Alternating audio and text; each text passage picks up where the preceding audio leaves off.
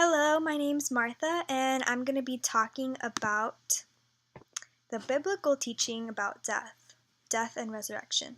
So we're going to be looking at Bible passages that are used to talk about the soul after death, and we're going to be talking about resurrection. So if you aren't a Christian, then you might not understand what we believe in, or you might have a sort of idea that we believe in heaven and hell.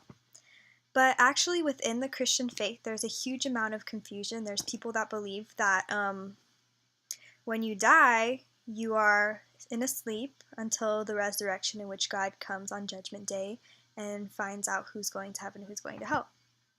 There's other Christians that believe you're in a kind of temporary heaven or hell until God comes on Judgment Day and has the final verdict. And there's other Christians that believe that as soon as you die, you either go to heaven or hell. That's it.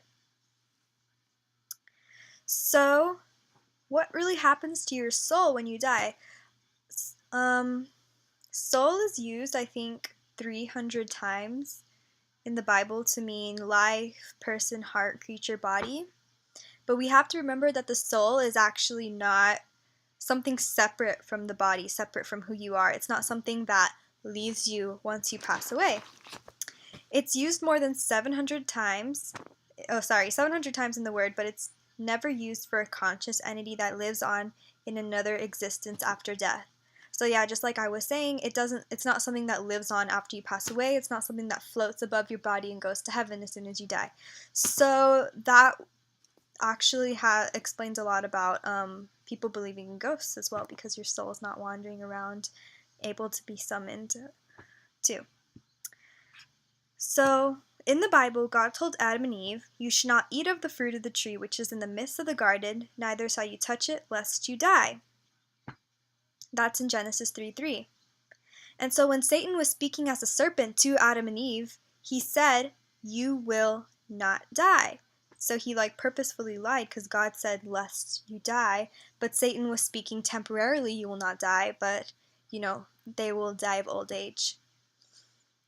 So there's a book called The Great Controversy that, being a Seventh-day Adventist, we believe in. It's from one of the prophets, Ellen G. White. And she says, "But after the fall, Satan bade his angels make a special effort to inculcate the belief in a man's natural immortality," so make it known inside in a man's belief. And having induced the people to receive this error, they were to lead them on to conclude that the sinner would live in eternal misery. So that's interesting that, it's part of Satan's deception to have us believe that, what's happening to us is that we die and we might become a ghost, or our soul still exists. And he's trying to basically prove that no matter what, we're still immortal. You know what I'm saying? So even if you pass away, you still have that sense of immortality, which we don't, because we're mortals, but it's like a deception that he has so that it doesn't feel as imminent. It's not something that you have to find salvation in order to be saved, which it is. And so that's part of the deception, or so it says in The Great Controversy.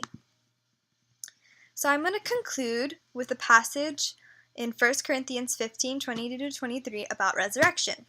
So it says, "For as in Adam all die, even so in Christ all shall be made alive, but each one in his own order. Christ the firstfruits, afterwards those who are Christ, and at his coming." So I hope that helps in having a little better understanding of the resurrection and death in terms of what Christians believe. Thank you.